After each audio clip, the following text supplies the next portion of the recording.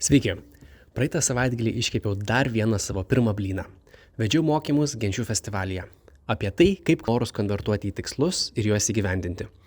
Ir kaip buvo galima tikėtis, pasiruošti paskaitai man padėjo 3 valandos miego, jaudulys ir ruošimasis iki paskutinės minutės. Savo pasirodymą vertinu 7,5 iš 10.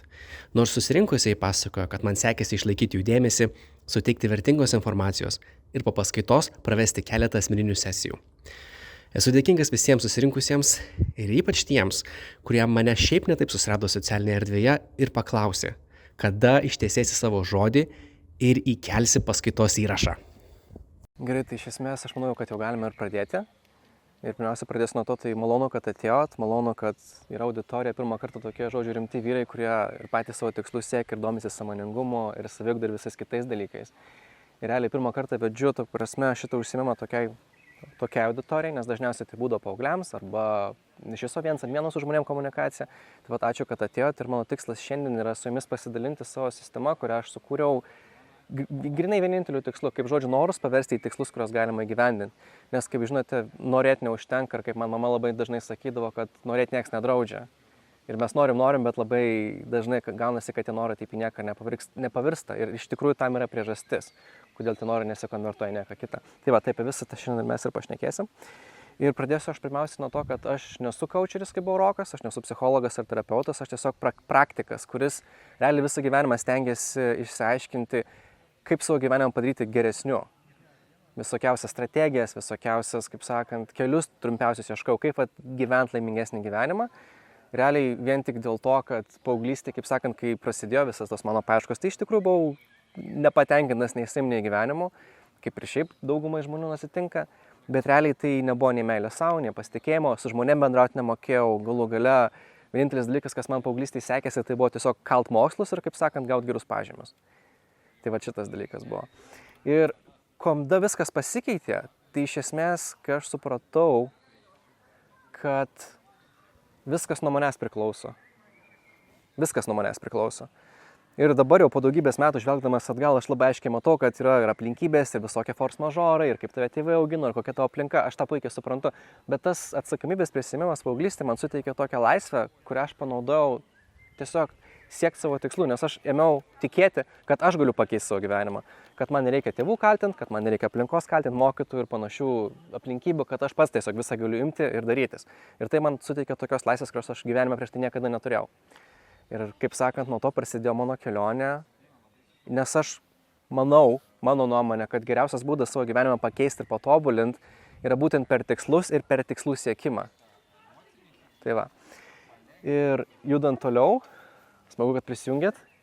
Nieko iš tikrųjų dar nebuvo labai svarbaus pasakyti, jeigu ką, tai kaip jau sakiau, viskas yra rašoma ir aš paskui podcastą savo įkelsiu, tai jeigu ką galėsit pasižiūrėti tenais. Visą įrašą aš taip ir čekinu, ir man čia rašinė, viskas gerai. Kaip sakant, galim važiuoti toliau. Tai va.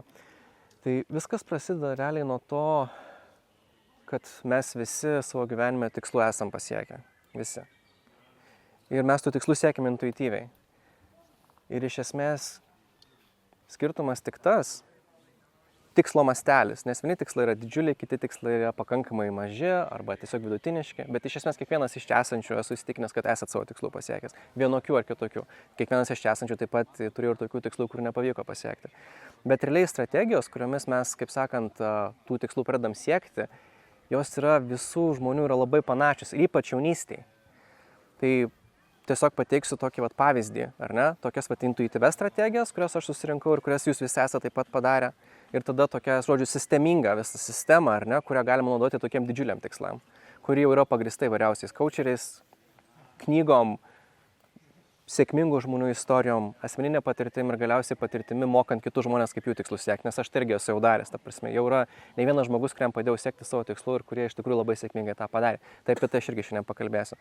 Tai va, bet viskas intuityviai prasideda nuo to, kad realiai pati pirma strategija, ką dauguma žmonių pradeda naudoti, tai yra tas emocinis dugnas, ar ne? Kai žmonės tikriausiai esate visi girdėję tą frazę, kai pasiekiu dugną, nebelieka niekur kitur judėti, tik tai aukštyn, ar ne? Tai iš esmės šita strategija labai daug apie kalba keletas labai garsių žmonių. Tai visą pirma, tai visi tikriausiai, arba ne visi, bet esate girdėję apie tokį David Goggins. Esat Gogginsą girdėję, ar ne? jo gyvenimas buvo pragaras vaikystėje. Ir jo noras kilt ir tapti žmogum geresniu buvo vien tik tuo pagrįstas, kad jis realiai gyveno pragare. Ir jo tos dvi knygos, Can't Hurt Me ir Never Finished, jos yra būtent apie tai. Sekantis žmogus, kuris lygiai taip pat nuo savo baisios vaikystės, kaip sakant, pradėjo kilti į šlovę, tai yra Joe Roganas. Jeigu jo biografiją klausėte, kaip jisai paauglystėje augo, kaip jo tėtis, kaip sakant, išėjo iš šeimos, kaip jį viena mama augino, kaip jie pinigų neturėjo. Žodžiu, ten irgi buvo labai sunku. Ir trečias žmogus tai Tony Robbinsas. Jo irgi buvo istorija tokia pati, kad irgi iš labai sunkios vaikystės, iš labai skurdžios šeimos, kaip sakant, nusprendė, aš niekada nenoriu taip gyventi. Ir aš, kaip sakant, eisiu į viršūnę, aš būsiu sėkmingu žmogum, būsiu laimingu žmogum ir taip toliau. Tai čia yra tas pirmasis žingsnis, kurį mes visi pradedam. Tai būtent iš tos emocinės traumos, kuri vaikystėje mus, kaip sakant, apima. Ir mes iš jos pradedam kilti. Tony Robbins, jis knygų daug parašęs, bet aš iš esmės jo pačią biografiją skaičiau, tada kursus jo mokiausi, ta prasme ten mokamas ir visai kitais ten kalbėjo. Aš ne. Aš iš vis manau, kad Tony Robbinsą apsimoka klausyti tiesiog užtenka, ką jis YouTube yra pasakęs. Ir jisai daug nemokamų renginių yra labai padaręs. Ir kaip tik neseniai buvo dar vienas renginys, man atrodo, The Next Step, ar kaip tiksliai nepamenu, bet ten galite jo pasiklausyti. Tai va, bet problema su šita strategija yra ta, kad pirmas dalykas, jinai gerai veikia tik jaunystėje, nes vėlesniam gyvenime etape šita strategija, būtent tas emocinės traumos, ta strategija, jinai gali atnešti labai nemalonių pasiekmių dėl to, kad žmogus, tarkim, jis tampa turtingas, jis tampa gerų verslininkų, jis tampa, ta prasme, sėkmingas savo srityje, bet jam nėra gana, nes jis varomas yra traumos. Jis turi 100 000 banko sąskaitų, jam negana. Jo poreikia patenkinti, bet jam negana, nes ta prasme trauma yra jo viduje. Jis turi 1 000 000, jam negana, nes trauma viduje yra. Kita situacija, ta prasme, sukuria žmogus šeimą, turi vaikų, bet jaučiasi nemylimas, ar ne? Nes vaikystėje mama nemylėjo. Arba tėtis, nesvarbu kas, bet iš esmės jis tikėjosi, sukursiu šeimą, būsiu mylimas, jausiuos mylimas ir, kaip sakant, viskas man bus gerai. Bet jam negerai, jam trūksta. Ką jis daro? Jis neturėdama šeimą pradeda, kaip sakant, ieškotos meilės iš išorės. Eina į kairę, susiranda visokiausių meilužių, jam žodžių negana. Tai šita strategija, jinai ta prasme yra unsustainable. Kitas momentas, kai tu tą strategiją, kaip sakant, nuėjęs pas terapeutą, pas psichologą, išsiaiškini, kad tave drivina labiausiai tavo skausmas ir tavo, kaip sakant, ta trauma, kai tu ją išsprendi, tavo motyvacija dingsta. Ir tau nebeišina tų tikslų siekti. Tai čia vienas dalykas, ar ne? Kitas strategija, kuri vaikystėje labai gerai veikia ir paauglystėje, tai yra tiesiog juodas darbas. Labai daug juodo darbo. Tu darai tol, kol padarai. Ir realiai tie patys 3 žmonės. Gogginsas apie tai, visiškai apie tai. Roganas apie tai, kaip dažnai Roganas sako, conquer your inner bitch. Čia jo viena garsesnių frazių. Jis visiškai apie tai. Nenori, privalai daryti. Nesvarbu, kaip tauties, nesvarbu, kad to būsne, eini ir darai ir pasijusi geriau. Ir tai veikia, tai tame yra tiesos, bet šita strategija yra labai neefektyvi. Nes jeigu tu darai, sieki tikslų, kai tau labai blogai, kai tu neturi energijos, neturi jėgų, tu tiesiog labai daug savo resursų išnaudoji ir tiesiog tu galėtum žymiai efektyviau tą padaryti. Bet jaunystėje tai veikia, kai neturi šeimos, ar ne, kai neturi savo verslo, tu gali labai daug resursų mesti į kažkokią tai vieną dalyką ir to pasiekti jo. Tai tai šitie dalykai. Ir Tony Robbinsas irgi apie tą patį, kad per juodą darbą tu gali labai daug pasiekti.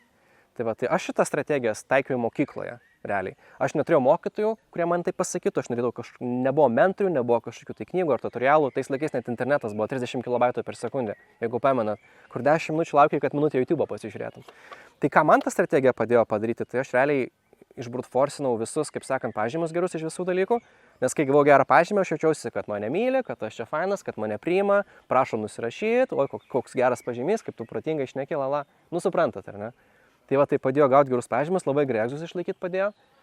Ir kitas dalykas, tai kad su šitom 2 strategijom, tas emocinė ta trauma tokia ir tada tas juodas darbas, aš gal ko labiausiai didžiuojas, kad po mokyklos aš kai stojau į Vilniaus universitetą, aš supratau, kad tiksliai mokslai vis dėlto yra ne man, aš 2 studijas išbandžiau.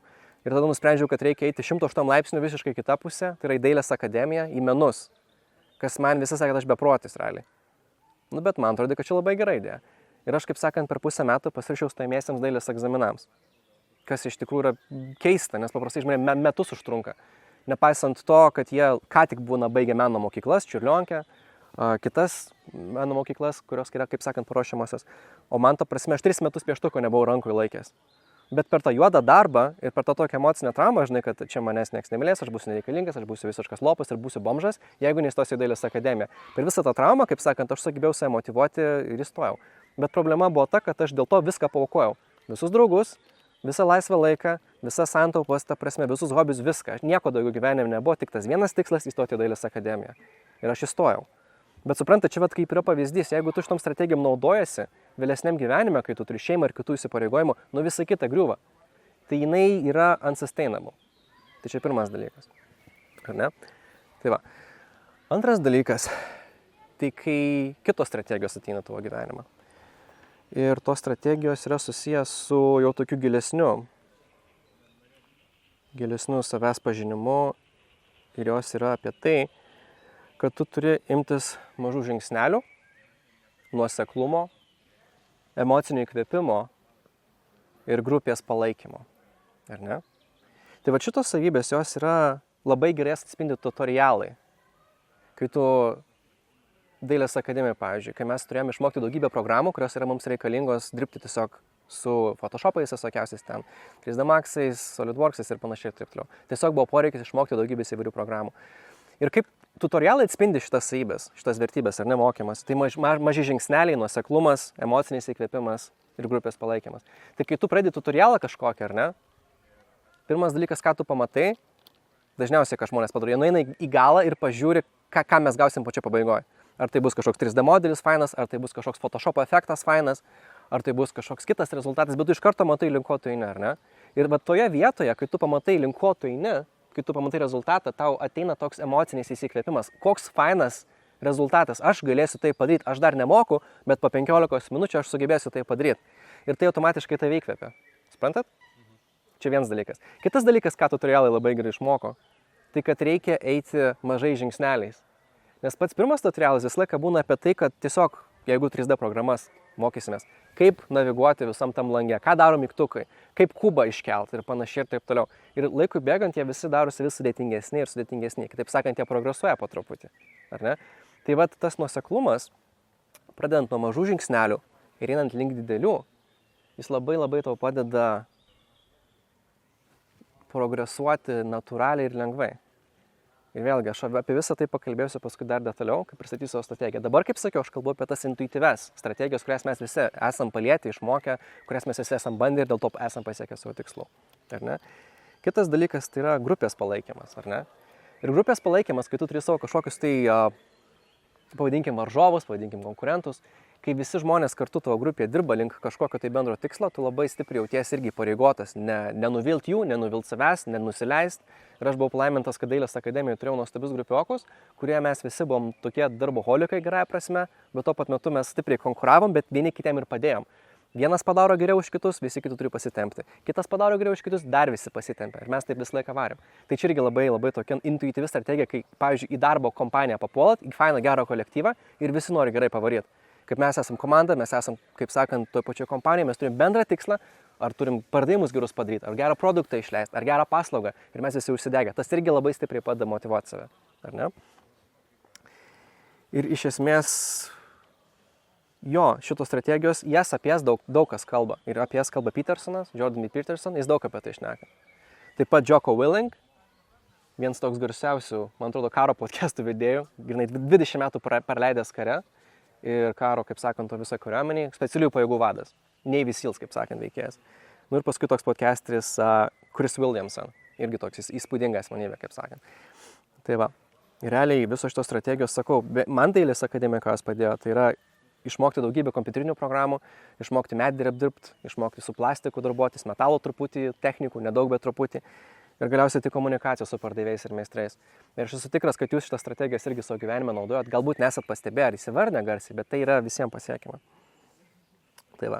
Ir galiausiai po dailės akademijos, kai pradėjau dirbti, darbas prasidėjo, ar ne? Ir darbe dar kitos vertybės atsirado. Ir aš tada pradėjau klausyti ir podcastų, ir visokiausių audiobukų klausyti, nes pagaliau atsirado priėjimas prie to ir suvokimas, kad mes galim to naudotis. Ir tada, kaip sakant, atsiveria dar keletas intuityvių strategijų, kaip siekti savo tikslų. Tai pirma, manau, viena svarbiausių tai yra drąsa klysti. Nebijoti žengti to pirmo žingsnio ir nebijoti, kaip sakant, nusivilt savim. Nebijoti suklysti. Iškepti tą pirmą blyną, kuris yra pridegęs. Šitas dalykas labai svarbus. Tos nebijoti suklysti. Ir darbe, kaip sakant, daug kas esat susidūrę su tom situacijom, kai tiesiog tu trimtis darbo ir tu nežinai, ar tau pavyks. Nes tu ką tik atėjai, kaip sakant, ar iš praktikos, ar tave ką tik į kompaniją priėmė, sako, imk daryk, jeigu ką paklausi, bet realiai įmeta tave ir maždaug plauk ir kas bus, tas bus. Tai darbuos irgi visi esam per tą perėją. Tikrai. Ir visi išplaukėm puikiai. O jeigu ir ne, tai mes tuo pat metu pasikalbėdom su kolegom ir jie mus padėdavo. Tai šitas dalykas. Sekantis momentas yra disciplina. Nes darbe mus įmeta į disciplinuotą aplinką. Ateinam 8, pietus tada ir tada, turim padaryti iki deadline'o ir taip toliau ir panašiai. Tai disciplina irgi yra labai svarbi ir efektyvi taktika, kaip sukurti savo kaip įgyvendinti savo tikslus ir jūs visi esat per tai perėję. Tikrai. Sekantis dalykas tai planavimas, ar ne? Kaip jau sakiau, deadline'ai, grafikas, patenkinti klientai iki tam tikros datos, tu planuoji savo darbus, tu išsidėlioji, tu pasidarai užduotis taip, kad tu spėtum jas padaryti laiku ir tu dažniausiai padarai. Aišku, kartais tenka viršvalandžius padirbti, bet dažniausiai mes padarom viską laiku. Visi čia esantys iš esmės. Ir galiausiai tai aišku, ta pati motivacija. Kas mus darbe labiausiai motyvuoja? Laimingi tie, kurie daro darbus, kuriems patinka iš meilės, bet daugumą iš tikrųjų motyvuoja pinigai, ar ne? Tai vat kaip tikslo siekimas, pavyzdžiui, ten padaryti darbą iki deadline'o, parduoti klientui tam tikrą kiekį produktų ar paslaugų. Kas mus motyvuoja? Pinigai. Mus motyvuoja pripažinimas, mus motyvuoja, kaip sakant, paaukštim ir panašiai. Tai ta motyvacija yra labai irgi toks svarbus dalykas, kuris mums padeda tikslus siekti. Ir vėlgi, kartuojuosi, nežinau kelintą kartą, bet jūs visi esate tai palietę, jūs visi tai žinot, visi esate su susidūrę. Tai va. Ir esmė ta, kad apie tai daug kalba Hubermanas, jisai motyvacijos ir dopamino, kaip sakant, sistemų ekspertas, apie tai kalba Patrick Bet-David ir Tim Ferriss, vienas garsiausių irgi podcasterių. Tai va, ir kas įdomu, kad visą tai, ką aš jums noriu pasakoju, visos tos vertybės man po truputį atėjo, viena po kitos, nes kaip sakiau, aš neturėjau nei kažkokių mokytojų, nei knygų, nei mentorių. Ir kuo toliau aš jas, kaip sakant, integruodavau į save, tuo man labiau sekdavosi siekti vis kitokių ir kitokių tikslų. Ir va, darbe, manau, įdomiausi dalykai pradėjo dėtis, kai aš tą prasme, būdamas darbe, susikūriau savo darbo vietą. Kitaip sakant, aš kompaniją pasiūliau paslaugą, kurios dar nebuvo darius, ir jie, kaip sakant, ją integravo į savo visą pasiūlymus klientam. Ir man labai patiko, kad aš galiu dirbti tai, ką aš mėgstu, nors pradėjau visiškai nuo to. Ir kompanija buvo nauda, ir man buvo nauda. Tada iš tos kompanijos. Čia buvo tokie virtualūs turai, ofisų grinai. Nes vizualizacijos, ar ne, interjero vizualizacijos statiškos, jo, aš labai greit pasakysiu. Jos statiškos, jų vaizdas, kuris nejuda, jo. Bet jeigu tu, kaip sakant, gali sukurti tokį interaktyvų, kaip video žaidimą klientui, jis gali žymiai geriau suprasti tą erdvę. Grafika yra įspūdinga ir žmogus, kaip sakant, gali pats joje pasivaikščioti, suprasti kiekvieną kampą ir pajausti visą tą erdvę. Tai čia apie tai eina kalba. Ir kaip sakant, aš tą paslaugą tai kompanijai suteikiau, tada išėjau į kitą kompaniją, su šito sudariau tokią sutartį, mes prie individualią veiklą ilgai dirbom, buvo labai fain ir gerai, tada toj sekančioje kompanijoje aš vėl tą patį padariau, tik tai jau kitom paslaugom. Nu, žodžiu, tos tikslo siekimo strategijos man leido sukurti darbo vietoj savo darbo vietą, kompanijoje sukurti savo darbo vietą, kas yra mano nuomonė labai įdomu, sukurti savo individualią veiklą, galiausiai pradėti siekti savo svajonių, išeiti iš to darbo ir tiesiog pradėti savo bandymus versliukų. Iš to neišėjo, to, ko aš tikėjausi, bet gausi kiti dalykai. Tai ką ir bandau pasakyti, kad kuo daugiau tų strategijų, kaip siekti tikslo mes turim, tuo sudėtingesnių ir įdomesnių tikslų mes galim pasiekti. Tame yra esmė. Kad kuo daugiau įrankių turi, tuo gali sudėtingesnę sistemą sukurti. Čia grinai kaip apie įrankius galim kalbėti.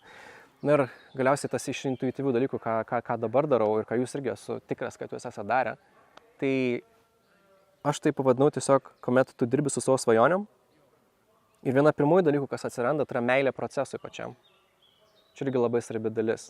Mylėti procesą, nes tikslo siekime didžioji dauguma darbo yra būtent procesas. Tai nėra rezultatas, tai nėra pasiruošimas, tai yra būtent tas pats procesas. Ir kai tu išmoksti mylėti procesą, tau energijos atsiranda, tau motyvacijos atsiranda, nes tu tiesiog myli tai, ką tu darai. Ir kaip sakiau, galbūt yra laimingų žmonių, kurie dirba tai, ką myli, tai jūs tai puikiai suprantat. Galų gale, jeigu net ir nedirbė to, ką myli, turi hobių, kuriuos myli, ar ne? Sekantis dalykas tai vidinis resursų valdymas. Kai esi pakankamai, kaip sakant, susipažinęs su visokiausiais coacheriais, visokiausiom metodikom, knygų prisiskaitęs ir biografijų, žinai, visi tie žmonės kalba apie tai, kad nešvaistyk savo laiko, koncentruokis į tai, kas tau svarbiausia, prioritizuok tai, kas tau padeda judėti link tavo tikslų, link tavo svajonių. Visi šitie dalykai, ar ne? Tai čia irgi labai svarbi tokia praktika, apie kurią mes irgi pakalbėsim truputį vėliau. Ir dar kitas dalykas tai ego paleidimas. Šitas labai svarbus iš to, kad kai tu nustoji savęs reikalauti, aš privalau ten padaryti 10 pristraukimų dabar. Aš šią savaitę sportuoju, nors gyvenimą nesportuoju, dabar aš padarysiu 10 pristraukimų, nes man pasakė, kad aš galiu ir aš didelis vyras, ir aš stiprus, ir man išeis, ir man pavyks. Ar ne? Nu ir blemba, čia biški nerealu. Ir kai tu su tokiu didžiuliu savo ego atini prie to tikslo, tau neišeis pasiekti, nusivilsi savim, tu būsi nepatenkintas ir daugiau niekada prie to neprieisi. Ir daug žmonių, būtent tose sporto salėse, kai ateina sausio 1 dieną, po naujų metų, sausio 2 tikriausiai, ir sako, dabar aš susisportuosiu, būsiu čia toks ir noks, turėsiu sixpacką, dėl to ir išeina, nes jie per daug apžiūrėt nori dėl savo didžiulio ego ir tas labai trukdo. Tai va. Ir galiausiai apie tai daug kalba Dispenza, Joe Dispenza, jeigu esate apie jį girdėję. Jis toks vienas mentorių, kuris labai toks mokslinis, bet ir dvasinis to pat, labai įdomi asmenybė. Ir galiausiai Tony Robbinsas, aš jau 2 kartą įminiau, bet jis iš tokio žodžio Brute Forcerio perėjo grinai tokį, kaip sakant, vos ne dvasinį mokytoją, beveik tokį gūrų, vieną garsiausių Lietuvoje. Tai va. Tai kaip sakiau, visų šitų strategijų aš išmokau intuityviai, jūs taip pat išmokote intuityviai, jūs savo tikslų pasiekėt, aš savo tikslų pasiekiau. Bet klausimas, kaip sakiau, pačio pradžio tikslų yra masteliai skirtingi. Yra viena, jeigu tu nori merginą susirasti, ir visai kas kita, jeigu tu nori sukurti laimingą šeimą, kuri užtruks ten, kurioje tu būsi 30 metų. Ir kaip tik su vienu vyru vakar kalbėjom, kaip jisai 40 metų santuokoje toj pačioje. 40 metų. Jis laimingas, jo žmona laiminga, 2 laimingi vaikai, dirbo savo svajonių darbą. Nuostabus pokalbis iš tikrųjų buvo. Kitas dalykas, žinai, dirbti kompaniją nuo 8 iki 5 už 2000 eurų, ar ne? Geras atlyginimas, faina. Bet yra žmonių, kurie, ta prasme, vienas mano draugas, sunku nepavydėti, jam jisai tėtis yra, gyvena už Vilniaus, jis dirba iš namų ir jisai, ta prasme, dirba po kokias 5-6 valandas per dieną, bet jisai užkala apie 5000 eurų per mėnesį, daugiau nei kai kurie direktoriai. O jisai su šeima dar pusę laiko praleidžia, ta prasme, čilindamas dirba. Ir jis nėra IT guy, bet jis labai geras specas savo srities. Ir jis tą pasiekė ne per 1 metus. Ir jis labai kryptingai dirba. Ar ne? Ką jis daro? Jisai su Google Ads'ais dirba, su Facebook Ads'ais. Kaip jis man sakė, sako, aš padarau darbą tokį, kurį padaro komanda, bet aš viens tą sugebu. Aš nežinau, kaip jis tą padaro, bet kaip sakant, jam rimtos kompanijos rimtai ir moka už tai. Tai va, kaip sakiau, tikslų masteliai skiriasi. Yra viena, žinai, numesti svorio ten kilogramą, visai kas kita yra užsiauginti ten 20 kg masės ir atrodyti kaip kažkoks, tai žinai, Schwarzeneggeris. Čia daug sunkiau. Tai va, tai pirmoji, kaip sakant, paskaitos dalis buvo apie tos intuityvius dalykus, kuriuos mes visi išmokstam, eidami tiesiog per gyvenimą, daugiau mažiau. O antroji dalis yra būtent apie tą pačią sistemą, kurią aš, kaip sakant, sukūriau ir iš savo patirties, ir iš kitų žmonių patirties. Ir pirmiausiai pradėsiu nuo to, kaip man ją sekėsi taikyti su kitais žmonėm. Tiesiog, kad negaištų su laiko, kad įsivertintumėt, ar norit manim tikėti ar ne. Tai pirmas žmogus, kuriam padėjau, tai buvo mano buvusi mergina. Jinai prieš mūsų pirmą pasimatymą, mes kai kalbėjome, jinai atsakė, aš labai noriu į ledinį vandenį išmokti lipti. Nors jinai vasarą bijodavo eiti, nes jai būdavo per šalta. Tai kaip šiandien ryte girdėjau, kaip keli vaikai pasakojo, žinai, man šalta vandenį, aš nenoriu eiti, man ta prasme nesinori, tipo, čia šalta. Tai va, tai irgi tai būdavo, tokio oro būdavo šalta, kartais. Bet kai mes pirmą kartą susitikom, vėlyvą lapkritį, kaip sakant, žiemos pradžia ir jinai visa išsigandus peršiekus, kaip sakant, bet pasikalbėjom, išsiaiškinom ir, kaip sakant, padėjo pirmą kartą. Mes pirmas pasimatymas mūsų buvo lediniam vandenį. Ir po to jinai užsimanė, žinai, man tai pasisekė, man tai faina, čia tai padėjai, davai aš noriu savaitę eiti. Sakau, gerai, varom savaitę, kasdien. Varom savaitę, tada po savaitę, sako, aš noriu dabar 2 savaitės kasdien eiti. Mes marėm 2 savaitės kasdien eiti. Galiausiai tos 2 savaitės išaugo tai, kad jinai norėjo 100 dienų kasdien eiti. Ir mes varėm 100 dienų su ja. Ir va tokią galiu fotkę trumpai parodyti, to 100-osios dienos, nes man tai labai, labai fainas prisiminimas. Kaip 100 dienų jau buvo pavasaris, ne? Ankstyvas, jo, tai palaukit. Ir intensyviai pasibaigė viskas. Oi ne, jinai paskui dar 100 dienų varė. Jo. Aš būdavau 1-2, jinai pačioj pabaigoje sugebėdavo išbūti 8,5 minutės. Ta prasme, aš netikėjau, kad jai taip išeis, jinai netikėjo, daug vyresnių ekspertų, ne ekspertų, bet daug vyresnių žmonių nesuprato, kaip jai taip išeina. Bet jinai tiesiog turėjo tokią stiprią savo vidinę motivaciją. Ir gaila, aš tos fotkės dabar čia nerandu. Nu, nesvarbu. Paskui galėsiu parodyti. Tai va, čia jinai buvo pirmas žmogus. Tada antras žmogus buvo mano vienas artimas draugas labai, kuris, kaip sakant, fotografas buvo. Bet jisai nusprendė, kad nori į dailės terapiją eiti. Ir pačioj pradžioje jisai, ta prasme, truputį nepasitikėjo su jam, jautė, kad neturi tų žinių, galbūt bijo, ar aš čia galiu eiti, ar aš galiu tą daryti. Bet, kaip sakant, jisai turėjo darbą su vaikais, jis žino, kad jam puikiai tas sekasi, jis turėjo tą ryšį su žmonėmis, žinai, mokėjo su žmogumu užmegzti tą tokį ryšį, kuris padeda. Ir laikui bėgant, kaip sakant, mes su ja pradėjom dirbti ir kažkaip, kaip sakant, kasdien skatinau, pamotyvuodavau, kad tu gali, tau išeis, tau pavyks. Tai primityviai sakau, iš pradžių daugiau darbo buvo padaryti, bet, kaip sakant, priėjo keletas mėnesių ir jisai gavo darbą kaip dailės terapeutas. Tiesiog. Nors iš pradžių mane, kad taip net nepavyks. Ir jam tikrai puikiai sekėsi. Ir paskui gavo dar pasiūlymų. Nu, žodžiu, nuostabu. Kita mergina, mokslininkė, jinai visą gyvenimą labai daug veiklų mėgdavo savo prisidėti. Bet vienas iš jos hobių, kuris buvo apleistas, tai buvo rašymas. Ir kaip sakant, mes su ja pasikalbėjom, kad jinai jau turėjo prieš keletą metų pradėtą romaną, kurį, kaip sakant, metė, nebaigė, viskas, kaip sakant, graužė save, kad neparašė iki galo. Jei ten pusė buvo liekė, kiek aš tiksliai nepamenu. Bet mes su ja dirbom, aš ją kasdien palaikiau ir jinai, kaip sakant, per keletą mėnesių pabaigė tą savo romaną. Tiesiog, nors prieš tai keletą metų nesugebėjau net prie jo prisėsti. Ir laikui bėgant, jinai sakė, aš dabar išleisti ketinu. Tai va. Ir paskutinis pavyzdys yra kita draugė, kuri, kaip sakant, savęs nemylėjo. Ir jinai norėjo pradėti sportuoti. Ne tai, kad pas psichologus, tai terapeutus, jinai tokia, kad tai neįstamais. Bet jinai norėjo, kaip sakant, sportuoti, manė, kad numėsiu svorį, labiau visai mylėsiu. Ir mes, kaip sakant, kai pradėjom su ja dirbti, aš greit pamačiau, kad jinai visiškai savęs, kaip sakant, nevertina ir nesidžiaugia savim. Ir kas buvo dar įdomu, kad jinai, kad gautų tų, kadangi savęs nemylė, jinai nori aplinkinių dėmesio. Tai jinai keldavo savo tokias fotkes į Instagramą. Realiai, kad gautų laikų ir panašiai. Jinai tą puikiai žino, jai sako, man patinka dėmesys, aš čia jauna, aš save parodyti noriu, kodėlgi ne. Jo, tai mes su ja, kaip sakant, pradėjom dirbti ir jinai pradėjo sportuoti realiai, nors prieš tai gyvenime nebuvo niekas sportavęs. Ir jinai savo tempų namuose sportuodavo iš pradžių po 10 minučių, paskui po 15, 20, paskui ten pereidavo iki valandos ir iki 2. Nu, jinai irgi labai įspūdinga tokia tvirta asmenybė. Ir galiausiai aš ją labai skatinau kiekvieną dieną, kai tu baigi savo tos sportus, tu pagirk save, tu pasakyk kažką gražaus savo. Ir jai neišeidavo iš pradžių. Jinai ten valandą pasportavus, ai tai čia normalu, čia įprasta, aš čia nieko nepadariau. O pasirodo, kad neįtikėtinas darbas ir laikui bėgant aš ją išmokiau save pagirti save, pasakyti savo kažką gražaus. Ir po 3 mėnesių darbo jinai, kaip sakant, nustojo keltas fotkės Instagramą, nes jinai pati pradėjo save mylėti labiau. Jie nebereikėjo palaikymų iš kitų žmonių.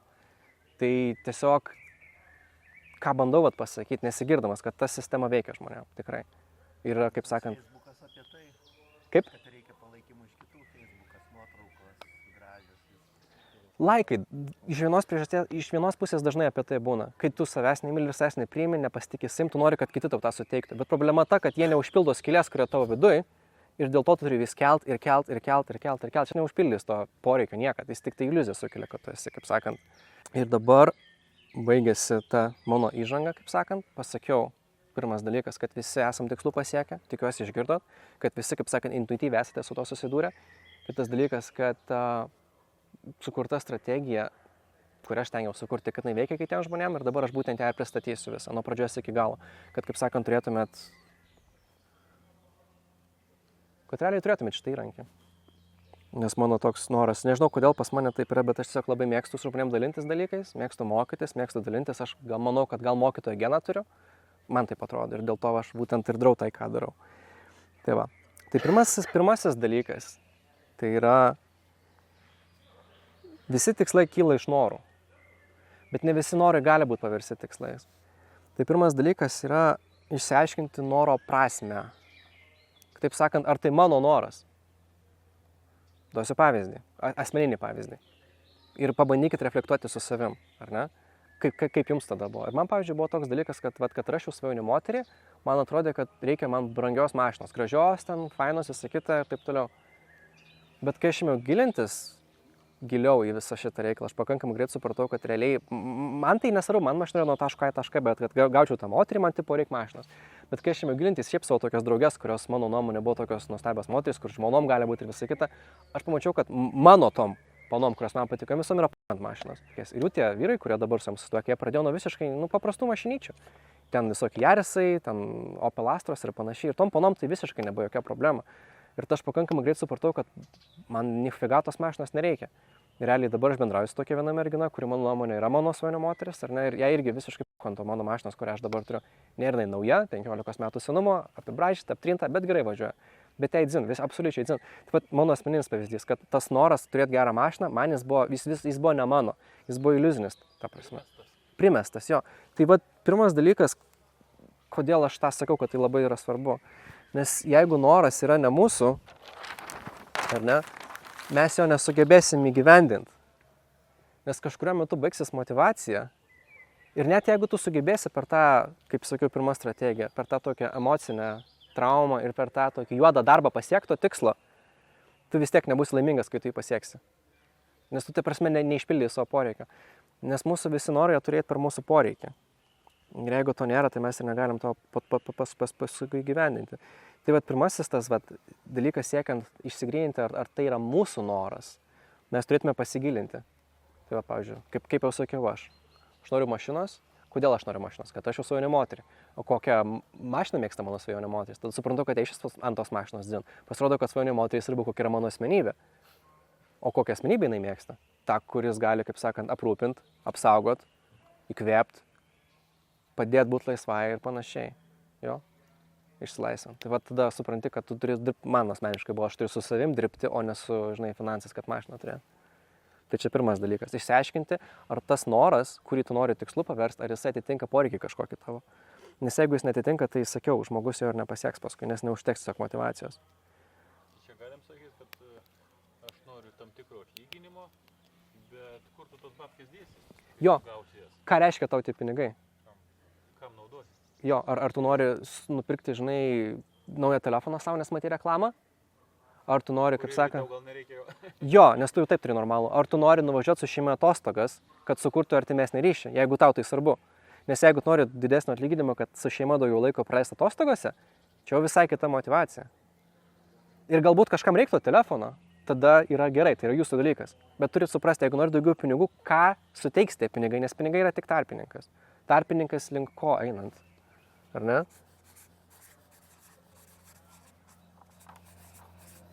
Tai kaip sakau, norai, tie, kurie yra jūsų ir tie, kurie yra įgyvendinami, jie visų pirma atitinka jūsų asmeninį poreikį. Ir tik jūs galite išsiaiškinti, koks tas poreikis. Nepasakys nei tėtis, nei mama, nei draugai, nei draugė. Tai yra jūsų, kaip sakant, dalykas. Kitas dalykas, toks labai fainas pratimas, yra apie tą norą galvojant, kaip pasikeis mano gyvenimas, kai aš tą norą pasieksiu. Ar ne? Kaip pasikeis mano gyvenimas, kai aš tą norą pasieksiu? Kas nutiks? Ar ne? Tai koks jūsų vardas? Laimonai. Labai gerą pavyzdį davėt, ar ne? Uždirbsiu N pinigų, kaip pasikeis mano gyvenimas? Ar aš pasimsiu naują telefoną, kurio man nereikia? Nelabai motyvuoja. Ar aš su šeima už jos atostogų ir kursim geresnį ryšį, ar ne? Tai Pradėsi bijoti, kad iš tavęs jos gali atimti. Būna ir taip žmonėm. Taip, kur man investuot? Infliacija, nuvertėja. Ką daryti su tais pinigais? Atsiranda dar problemų. Tai tame esmė. Tai kaip jūsų gyvenimas pasikeis, nes ir duosiu savo pavyzdį, ar ne, apie tą svajonių moterį, kodėl man jos norisi, nes aš tikiu, kad su ja sukursim šeimą ir kai turėsiu šeimą, bus vaikai ir kaip sakant, tada būsiu geriausia savo versija, kokia tik aš galiu būti, nes man kažkaip visi tie mano autoritetai, pavadinkim, jie sako vieną dalyką, kad jeigu tu turi šeimą ir vaikų, tai tu pasidarai pats nesąmoningiausias, koks tu gali būti, tu kaip sakant, pati geriausia savo versija tampi, nes tai priverčia gyvenimas kažkuo kitu rūpintis labiau nei savimi, nes kol nėra vaikų, tol vis tiek savim rūpinės labiausiai. Ir galiausiai kitas dalykas, tai kai tu turi tokius tvirtus, rimtus santykius, to moteris padeda tau siekti ir tavo svajonių, ir tu jai padedi, ir jūs, kaip sakant, sukuriat savo visas tas sėkmės imperijas. Ką visi tie mano bent jau mėgstamiausi autoritetai, jie visi šeimos, jie visi tą patį sako. Žmona padėjo, aš jai padėjau, man padėjo, mes ten ir finansų labai daug turim, ir svajonės gyvenam ir panašiai. Tai čia toks mano pavyzdys. Bet galit per save patys pereiti, jūsų noras, kurį dabar turite, ką jis jums gyvenime atneš, kai jūs jį pasieksit. Jo? Ir kai jūs turėsit šitą viziją, jinai jums padės tuo metu, kai nebus motyvacijos. Nes visą laiką galėsite ją grįžti.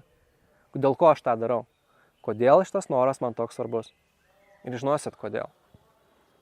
Ir kitas dalykas yra, kuris irgi yra vienodai svarbus.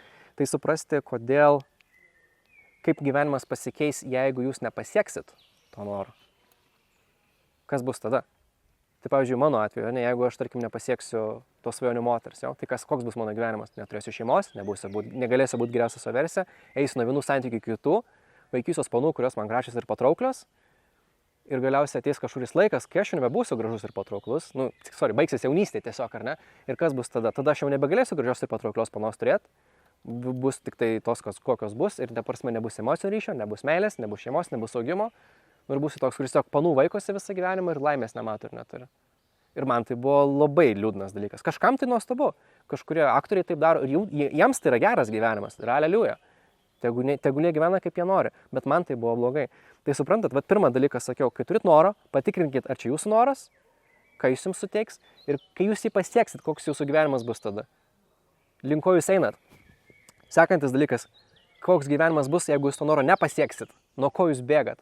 Ir čia Tony Robinsono teorija. Žmonės eina link malonumo ir bėga nuo skausmo. Ir čia visa mūsų motyvacija. Tai va, čia pirmas žingsnis - išsigryninti, ar šis noras yra mūsų. Ar ne? Ar jis yra mūsų. Tai čia pirmas dalykas. Tai va, tai einant toliau, sekantis dalykas, kai tu sieki savo tų tikslų, turėjo ego ir išdidumo paleidimas. Ar ne? Ir kaip jau kalbėjau prieš tai, tas pirmas blynas, kurį mes darome, visą laiką būna prisvilęs. Ir nereikia tikėtis, kad iš pirmo karto man pavyks, ar kad per metus uždirbsiu milijoną, ar kad, ta prasme, sugebėsiu per metus ten, žinai, užsikačialinti kaip ten kažkoks tai labai didžiulis sportininkas ir panašiai. Ar ten, kad per metus turėsiu savo svajonių moterį. Jeigu iki šiol aš leisdavau laiką tik tai su tokiom, žinai, panom, kurios man iš bėdos buvo, geriau pana negu nieko. Nu, ta prasme, tiesiog yra tam tikros ribos. Yra tam tikri, kaip sakant, apribojimai realybės, kurių tu negali peršokti. Ir vat ego paleidimas jis va tą ir padeda, kad nueiti į tokį patį pirmą žingsnelį, kuris yra vaikiškas, ar ne? Nes atsimenat, kaip vaikai, kai buvom, mes visi pradėjom šliaužioti, mes nieks nepradėjom vaikščiodami, mes pradėjom nuo šliaužimo. Tai kai tu pradedi savo tikslų siekti, tu pirmiausia turi suprasti, kad užtruks laiko, aš tą priimu ir aš nesipriešinu šitam, nes realybė turi savo apribojimus, tiesiog ir mes nieko to negalim padaryti. Ir yra ribojantys įsitikinimai, čia yra viena, bet kitas dalykas yra suprasti tiesiog, kad realybė turi savo tam tikras ribos, kurių mes negalim iškraipyti. Tai va šitas dalykas. Ir kodėl aš tą sakau, nes kai tu turi didžiulį tikslą, tada jį galima skaldyti į mažesnius tikslus. Tarkim, noriu būsto jo ir tada imi galvoti, okei, aš galiu paskolą pasimti, ar ne, arba aš galiu, kaip sakant, nuomotis kažkokį tai didesnį butą, bet taupyti šalia to, arba aš galiu bandyti, kad aš kraustusi į mažesnį butą, mes ten biškai susigrūdė, bet mes tada, kaip sakant, taupome link to didžiulio savo namo ar gražaus, ar ne. Tu tą didžiulį tikslą skaldai į mažesnius, tu padalini etapus. Nesakyti savo, aš dabar būsiu, ten, žinai, ar milijonierius, ar aš ten tą namą iš karto nusipirksiu. Ne, tu jį sumažini, tu jį padaryti, ta prasme, mažesnį tiesiog. Tai va šita dalis labai svarbu, kad turi tą tikslą, paleisk ego, sumažink į mažesnius gabaliukus. Kitas dalykas, labai svarbu yra pasirinkti žingsnius, kuriuos tu gali daryti. Bet iš tikrųjų gali žingsnius daryti. Ir duosiu pavyzdį, ar ne, ta mergina, kur sportavo ir meilę savo išmoko parodyti, ar ne, jinai nesportavus buvo, tai mes su ja susitarėm. Pirmą dieną, kai tu pradėsi sportuoti, tu ar gali 5 minutės ten rankas pajudinti, žinai. Jinai pažiūrėjo mane, sako, ką tu durnas, aišku galiu. Sakau, nu tai fainai, tai padaryk. Tada atėjo ta diena ir aš matau, kad jinai to biški tingiu, biški nenoriu, sakau, bet tu sakei, kad tu gali padaryti. Jinai tokia, nu blemba, nu galiu, sakau, nu tai padaryk, bet nenoriu, suprantat, pasipriešinimas tam tikras yra. Ego man sako, kad aš ta prasme galiu skirti laiko tam veiksmui šiandien, bet realybė truputį neleidžia.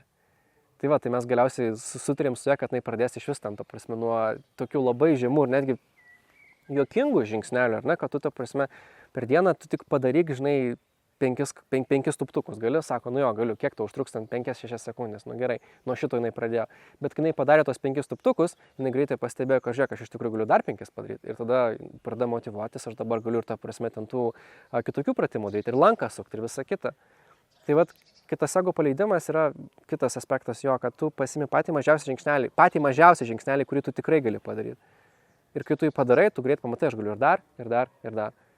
Ir taip pat laikui bėgant, tu, kaip sakant, išmoksti daryti vis daugiau ir daugiau.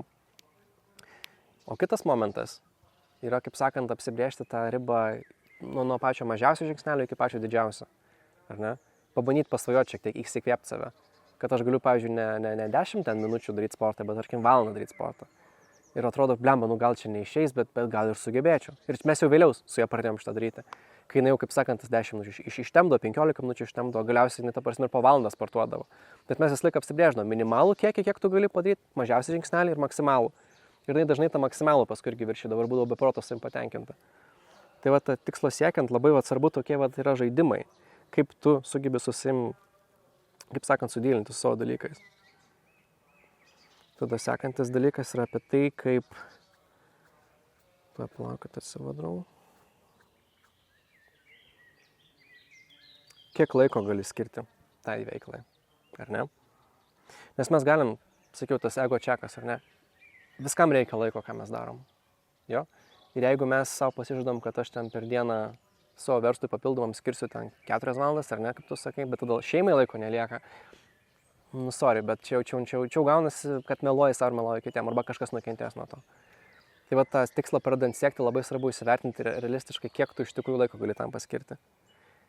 Bet taip nuoširdžiai, žinai. Nes laikui bėgant, kas atsitinka, kai tu kažką darai daug kartų, tu tampi žymiai efektyvesniu. Ir jeigu tu per pirmą savaitę, tarkim, kasdien skirdamas 5 minutės galėdavai padaryti ar ne, tarkim 100 kažko, Tai sekančią savaitę tu galėsi jau 107 padaryti ar 108, nes tavo efektyvumas auga, tu daraisi vis efektyvesnis ir per tą patį laiką padarai žymiai daugiau. Bet pačioj pradžioje labai svarbu neišsikelti kažkokių tai kliūčių savo pačiam, kurių tu negali įgyvendinti. Pačioj pradžioje patys pirmi žingsniai turi būti kaip kūdikio, šliaužėjimas, nes jis tikrai gali šliaužioti. Iš pradžių jis išmoksta iš jūs atsisėsti, ta prasme, nugaros, nors visą laiką guli. Tai va čia labai ta svarbi dalis yra. Nes maži nuoseklūs žingsniai augino tavo progresą, tavo progresas mažais žingsniai einant, geometrinė progresija pradeda augti. Ir kaip sakiau, ta draugė, kur su sportu savo buvo, jinai paskui nuo 10 minučių pradėjo po valandą varydavo, po 2 valandas, po 3 kartais net, nes tai tiek laiko turėjo.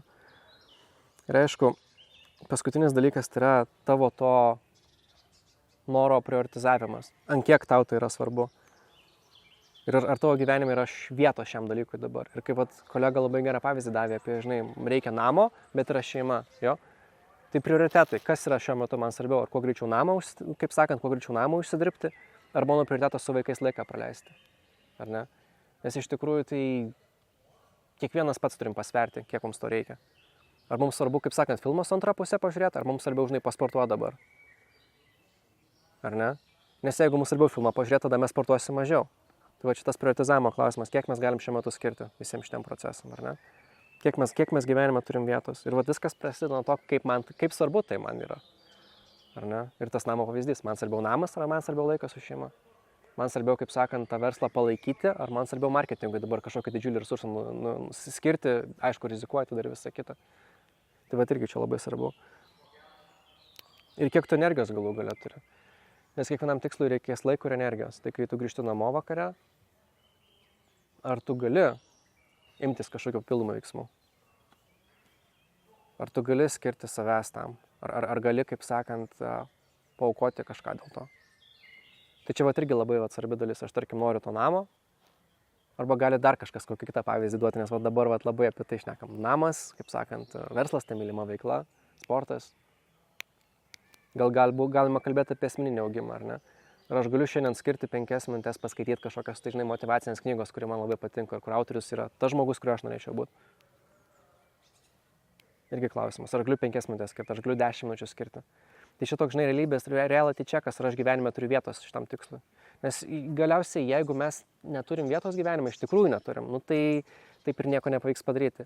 Bet yra vienas labai geras dalykas, kad mes šiuolaikiniai visuomeniai labai daug laiko, išvaistom. Aš taip sakau, nes man taip atrodo, aš, pavyzdžiui, scrollinu irgi. Ir aš matau, kad jeigu aš nescrollinu, aš tą dieną daugiau pasidarau. Kad aš galiu paaukoti scrollinimą ir tuos, žinai, linksmus paveikslėlius į tai, kad, pavyzdžiui, savo tikslų daugiau siekti. Ir dažniausiai tai pavyksta, aš labai patenkintas būnu. O kartais būna, kad pascrollini ir paskui sėdi iki pirmos, kad tikslus savo padarytum. Ir tada neišsimiegi. Tai paaukau miegą dėl scrollinimo, žinai.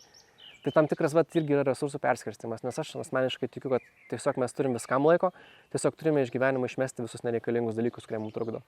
Ir apie šitos dalykus, kaip sakiau, apie juos jau kalba Tony Robbinsas, apie juos jau kalba Joe Dispenza su savo visais tais kvantiniais dalykais, kaip sakant, tas law of attraction ir taip toliau, kaip tie dalykai veikia. Tai realiai gyvenime vietos yra pakankamai, tačiau tiesiog reikia kažką būtinai paaukoti dėl to tikslo. Ir jeigu mes nesam pasiryžę nieko paaukoti, ką mes dabar gyvenime turim, sorry, bet to tikslo neišeis pasiekti. Ir kai kalbėjau apie tų norų konvertavimą į tikslus, kuriuos galima įgyvendinti, čia yra tas pats paskutinis žingsnelis, kad jeigu aš gyvenime tikrai nieko negaliu paaukoti dėl to tikslo, sorry, bet jo tikriausiai ir nepavyks pasiekti. Lygiai taip pat, kad jeigu tai yra ne mano tikslas, jo tada tikriausiai nepavyks pasiekti. Ir tiesiog kartais reikia susitaikyti su tuo, galbūt šiuo metu gyvenime yra ne tas laikas. Ir daug vyrų, ir daug moterų kalba apie tai, kad kai vaikus išleidžia iš namų, tada atsiranda daug gyvenime erdvės, atsiranda daug gyvenime energijos, kurią paskui gali paskirti kažkam. Tikrai. Nes kol vaikai yra, aš pilnai suprantu, šeima yra prioritetas numeris 1. Tai va, tiesiog kaip pavyzdys, ar ne, kartais reikia tiesiog palaukti. Turėk, žinok, kad tai tau svarbu, bet jeigu šiuo metu aš negaliu tam skirti energijos, aš kaip sakant, tai paleisiu ir paliksiu vėlesniam laikui. Tai va. Tai šitoje vietoje, kaip sakant, jeigu visus 3 praeina dalykus, jeigu jums pavyksta įrodyti, kad čia jūsų noras, kad jis mano poreikį atitinka, jeigu matot, kad galite, kaip sakant, paleisti ego ir pasirinkti žingsnius, kuriuos galite nuosekliai daryti, ir jeigu matot, kad gyvenime yra vietos, jūs galite, kaip sakant, pradėti šį norą vykdyti. Jūs galite jį jau konvertuoti į savo tikslą. Tai va. Sekantis dalykas yra darymas pats, kaip to veiksmo imtis, ar ne? Nes jeigu mes turime tą visą teoriją, ką mes norim daryti, kaip mes norim daryti, tada kaip pradėti iš tikrųjų imti ir daryti. Tai pirmas dalykas, tai yra aplinkos paruošimas. Skamba taip neįdomi, bet iš tikrųjų tikriausiai visi suprantat, kad niekas nenori valgyti iš indų, kurie yra purvini. Nu, ne faina, tu gali, bet ne faina, tiesiog tu nori švaraus indo. Lygiai taip pat yra su visokiausiais ir tavo tikslais ir tavo veiklom. Pavyzdžiui, jeigu nori bėgti, kasdien pradėti bėgioti, ar ne? Bet tu neturi sportinių kėdų, turi kažkokius tai batus, kurie labai nepatogus. Nu, tu save varžysi, tu sakysi, ai kitą dieną, kai turėsiu kėdus pasiėmęs. Jo? Nu, nepradėsi su kroksais bėgioti, žinai, maratonų. Ne tai veikia. Tiesiog turi pasiruošti aplinką, kad jinai tau būtų patogi. Tai čia irgi pasiruošimas tam tikslui, aplinkos susitvarkymas. Fizinių trikdžių pašalimas, kaip sakant, ar ne? Jeigu ta prasme aš einu dirbti ties savo verslu, ar ne, vystyti savo svajones, aš padedu telefoną į šalį, įjungiu skrydžio režimą, kad manęs neblaškytų nereikalingi dalykai, jo? Tiesiog ir tokių pavyzdžių yra pilna. Kad prieš pradėdamas kažką veiksmą daryti, tu susitvarkyk aplinką, jo? Kad net to būtų malonė, jo? Jeigu nori eiti, žinai, kempint palapkį, nu tai pirmiausiai tą palapkę, žinai, nestatyk palapkės į tokią erdvę, kur ten yra, žinai, šiškos, kur yra, žinai, visoks balas ir panašiai. Ir tokių pavyzdžių yra pilna. Ar ne? Sekantis dalykas tai yra susikaupimas. Nes kai tu dirbi susikaupęs kažką, tau daug lengviau yra padaryti tą dalyką. Ir susikaupimo toks labai įdomus pratimas yra. Hubermanas jį naudoja daugybę metų, jis apie jį ten neurologiškai kalba, kad tiesiog užtenka, kad susikauptum kažkokį užduotį, tau tiesiog užtenka maždaug nuo 30 iki 90 sekundžių tiesiog žiūrėti vieną tašką labai intensyviai. Tiesiog šalia kompo padedi kažkokį tai telefoną, dar kažką tu jį žiūri 90 sekundžių iki 90. Ir tavo automatiškai smegenys pradeda koncentruotis, jos perina tokį labai stiprios koncentracijos režimą. Ir paskui, kad išeitum iš to režimo, kad atsipalaiduotum, čia kaip priešprieša, tu tiesiog žiūri į horizontą, pavyzdžiui, va ten, irgi lygiai tiek pat laiko. Ir tu tada atsipalaiduoji, ar ne? Tai čia va tas, kaip daryti. Ir kaip sakiau, pirmiausia, tai yra pasiruošti darymui, ar ne? Kitas dalykas. Nusistatyk, kiek laiko dirbsi. Kaip jau sakiau, ir su draugė, ar ne, kuris sportavo, kiek nori laiko sportuoti. Ar 5 minutės, ar 10, ar 15. Ta prasme kažkokius rėčius užsidėti, kurie, kaip sakant, tau yra priimtini. Pašalint kliūtį tą tokią, kad tipo, kiek aš čia darysiu, nes kuo daugiau tu apsibrėši, ką tu ir kaip nori daryti, tau bus lengviau tai pradėti. Nu ir galiausiai jau tą paminėjau, tiesiog išjungti telefoną. Jeigu darai kažką, sieki tikslo, sieki svajonės, nu išjungti tą telefoną. Nebent, aišku, tu bėgioji, to muzika reikalinga. Viskas cool. Fiziniai dalykai telefonas netrukdo, bet jeigu tai protinis kažkoks darbas, telefonas tau iš tikrųjų labai trukdys. Tai vat pašalinti trikdžius visokiausius iš to veiklos siekimo. O kiek laikas ir rezultatas, nes tu laike gali mažiau padaryti, o jeigu savo rezultatą kaip tikslą užsiduosi, ar ne, tai tu susikaupsi, gal būsi dar labiau linkęs padaryti. Tai labai gerai veikia. Gali tam laike, žinai... Jo, aš žinau, ką tu sakai. Aš galiu savo pavyzdį pateikti, kad kuo ilgiau tu kažką darai, tuo tu geriau išmoksti laiką pamatuoti. Nu, pavyzdžiui, jeigu esi kažkoks dizaineris, tu žinai, kad tau logotipą sukurti užtruks ten, tarkim, 12 valandų. Bet tu jau turi būti patyręs ir jau žinau, ta prasme, ir kaip su klientu bendrauji, ir klientas šiek tiek pažinau. Tu žinai, kad tu jį sukursi per tiek ir tiek. Arba kažkokį 3D modelį sumodeliuoti. Arba pakeisti tą prasme variklio padangas. Mašinos padangas. Arba variklį, žinai, išrinkti. Jeigu tu profas, tu žinai, kiek tau užtruks. Tavo tikslas išrinkti variklį. Tu žinai, kiek užtruksi. Bet jeigu tu pradedi, tu labai daug dalykų nežinai. Labai daug patirties trūksta. Know-how nėra. Ir dėl to tu gali būti, kad tu sėdėsi visą dieną ir nepasieks rezultato. Ir tada tu būsi žiauriai nepatenkintas savim, žiauriai nepatenkintas procesu ir šiaip nusivylęs. Ir man kažkada keitė dviračio galinę ašį ir man sakė, aš taip sunkiai dirbau, aš galinę ašį keičiau ten 4 valandas. Aš toks, tu dviračio galinę ašį keitė 4 valandas, sako, jo, man buvo taip sunku. Ir aš iškart supratau, žmogus nežino, ką daro. Paskui sužinau, kad jis priimtas, jis dviračio gyvenimą netaisęs, nu ir jis aišku, jis ją blogai įdėjo, man reikėjo per naują vežti pakeisti.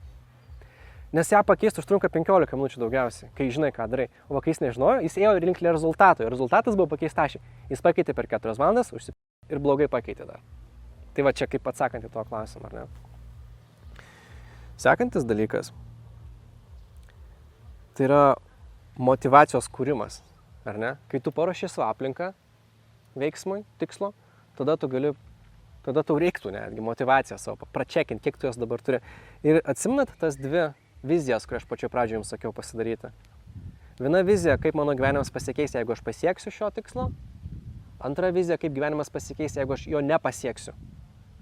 Tai yra labai įdomus dalykas, Hubermanas daug apie tai šneka, kad jeigu tu jauties motyvuotas, šiaip toks nusteikęs teigiamai, nori daryti, nori veikti, tada tu žiūri į teigiamą viziją.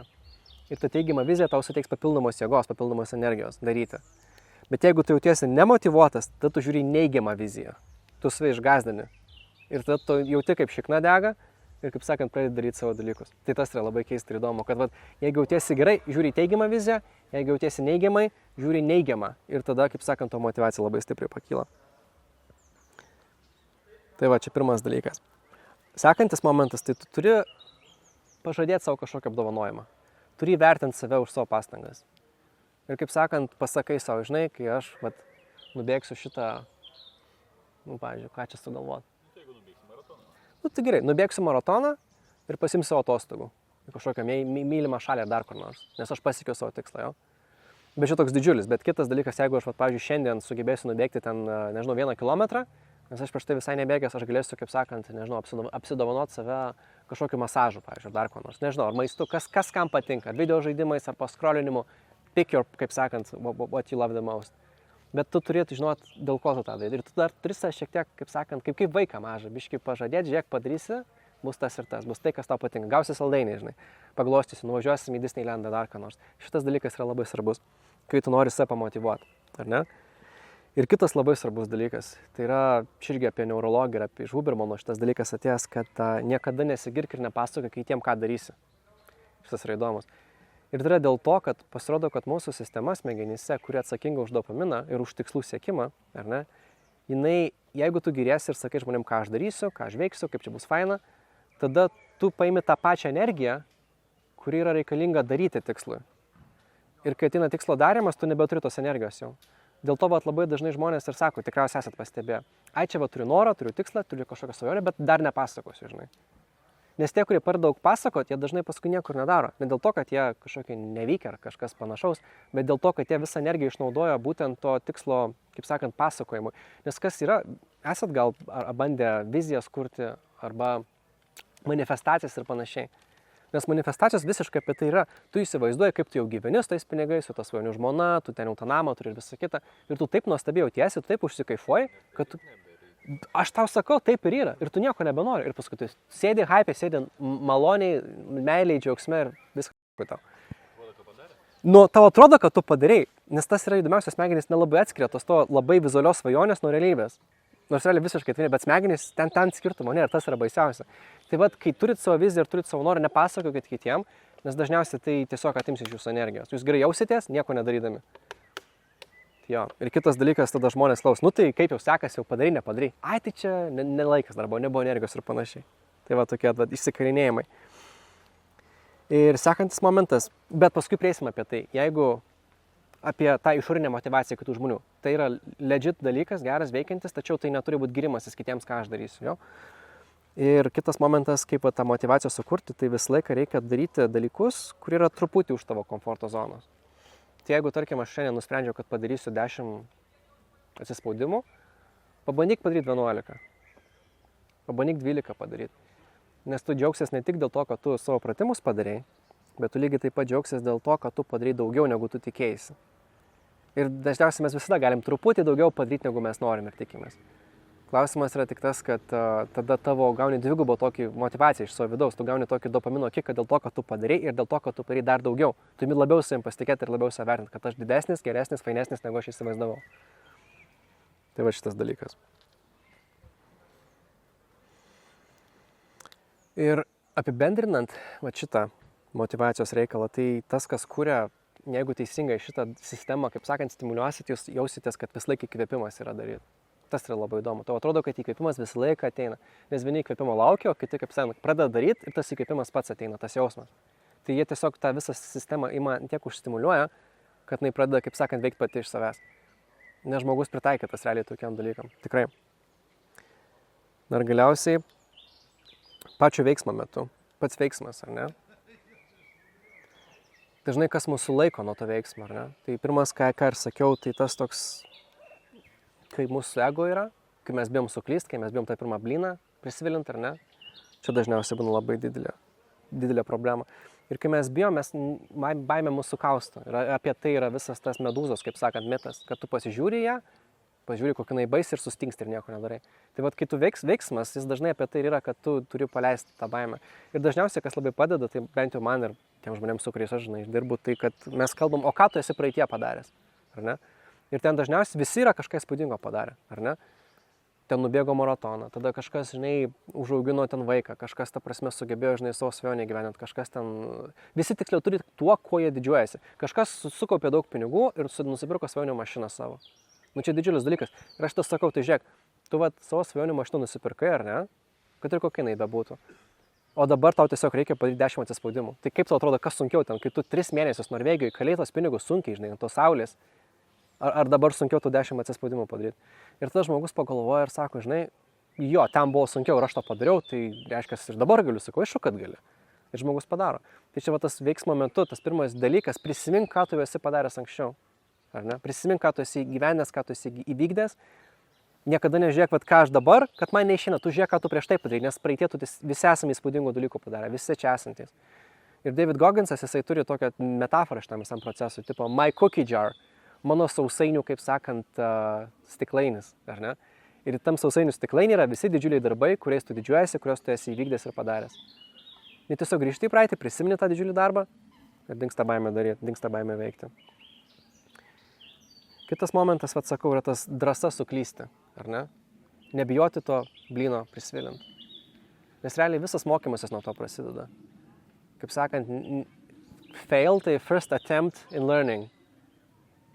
Ir kai tu imi tuo tikėt, ar ne, kad čia mano pirmas bandymas, jis neturi būti tobulas, jis neturi būti idealus, jis gali būti tiesiog pirmas bandymas, kurį aš padarysiu, ar ne, ir jis mane kažko išmokys.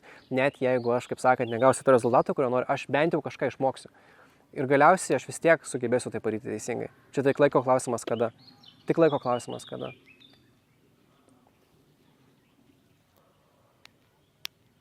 Ir kaip jau sakiau, kita labai svarbi sistema yra, kas padeda. Tai tas mažų žingsnių darimas, jo. Jau ne vieną kartą apie tai minėjau, bet jis ta prasme eina per visur. Pasirink mažiausią žingsnį, kurį gali padaryti, žinok didžiausią žingsnį, kurį gali padaryti ir tiesiog daryk, žinai. Kad tu nebijotum imtis veiksmo. Nes tikrai ta prasme, ir vienas pavyzdys, tokią istoriją galiu pasakyti. Čia Petersno viena iš darbo su klientų istorijų, kai jis pasakojo, kad klientė bijojo eiti į liftus, nes tai manė, kad jeigu pateks į liftą, liftas nukris, tai ten numirs. Jei liftas atrodė kaip karsas, kuris važinėja. Ir jisai sako, tai ar tu gali pažiūrėti lifto nuotrauką? Jis sako, nu gal, parodė lifto nuotrauką, jinai drebėt pradėjo. Sako, kaip jautės, sako, nu aš bijau. Sako, bet supranti, kad čia ne liftas, sako, žinau, bet man vis tiek baisu. Sako, nu gerai, sako, ar tu gali lifto nuotrauką pasižiūrėti, kai aš ją padedu ten, žinai, kitoje kambario gale? Sako, jo, galiu. Tai čia buvo pirmas žingsnelis, kurį jį galėjo padaryti. Tada po savaitės jisai sako, ar tu gali dabar į nuotrauką lifto pasižiūrėti savo rankoje? Jis sako, jo, galiu. Bet savaitę prieš jinai bijojo, jinai negalėjo to padaryti, ar ne? Tada sekantis dalykas, jinai ta prasme po dar kelių savaičių jinai galėdavo išeiti ir stovėti žiūrėdama į liftą tikrą. Atrodo, mums tai visiškai suprantamas dalykas. Bet kai žmogus bijo, kai žmogus, kaip sakant, turi baimę kažkokį didžiulį, jam tai yra milžiniškas žingsnis. Ir kiekvienam tie žingsniai yra skirtingo dydžio. Ir galiausiai po mėnesio stebėjimo to lifto, jinai galiausiai sugebėjo su juo įlipti į liftą ir nusileisti ir viskas buvo gerai. Ir jos ta baimė dingo. Tai va, tai čia tas mažų žingsnių, kaip sakant, darimas, ar ne? Ir tie maži žingsniai, kaip jau sakiau, jie auga geometrinė progresija. Nes atstumas nuo to, kad jinai sugebėjo nuotrauką pasižiūrėti ir kad jinai sugebėjo į liftą įlipti, jos didžiausia baimė gyvenime, yra milžiniškas tarpas tarp šitų dalykų. Tai vat, kaip iš čia sakau, tie maži žingsniai atrodo tokie juokingi, bet jie auga geometrinė progresija. Čia kaip investicijose tas compound interest. Nežinau, kaip jie lietuviškai vadinasi, bet jie viens ant kito susideda. Tos palūkanos jis... Kaip? Sudėtinės palūkanos, jo. Tai va, tie maži žingsniai veikia kaip sudėtinės palūkanos. Jos kuo toliau, tuo labiau auga. Tai taip, kad nereikia stengtis varyti didžiuliais žingsniais ir didžiulių tempų, reikia eiti mažai žingsneliais ir nuosekliai. Tai va. Ir kitas dalykas, tai kas dar labai žmonėm padeda, tai toks kaip papildomas momentas, kad kai pradėsi kažką naujo, ar ne, tai visada bus nepatogumų. Visą laiką bus, kad truputį nemokė, kad truputį neišeina. Pirmas blynas prisvilęs, ar ne? Tada tas pirmas verslas gali ne visai išeiti, pirmas namas ne toks gražus, kokio aš noriu, bet mano namas, jo. Mažesnis, paskui didesnį, perni dar didesnį, ar ne? Tai kai tu būni pasiruošęs, kad nebus idealu taip, kaip aš tikiuosi ir kaip aš noriu, tu būsi jau nusiteikęs, kad viskas bus gerai, viskas bus normaliai. Ir vat pavyzdys vienas buvo, bet vakar visai gražiai girdėjau, kai pasakojama apie tai, kaip žmonės, kurie ateina į improvizacijų klubą, ar ne, ir kuriem pasako nuo pat pradžių, žinai, dabar jūs mokysitės su failint. Jūs dabar nevaidinat kažkokio tai aktoriaus ar aktorius, jūs dabar mokote sufeilint. Ir kai jie išbuvo tame mokymėsi sufeilint, jie, kaip sakant, simuliavo tą situaciją, kaip neišeina, kai jie negražiai pasako, kai kažko nesugeba išsakyti. Ir jiems buvo žymiai lengviau tęsti tą savo improvizacijos mokymus, jie daug geriau jautėsi paskui ir galiausiai daug ilgiau išbuvo visame tame. Pagaunat?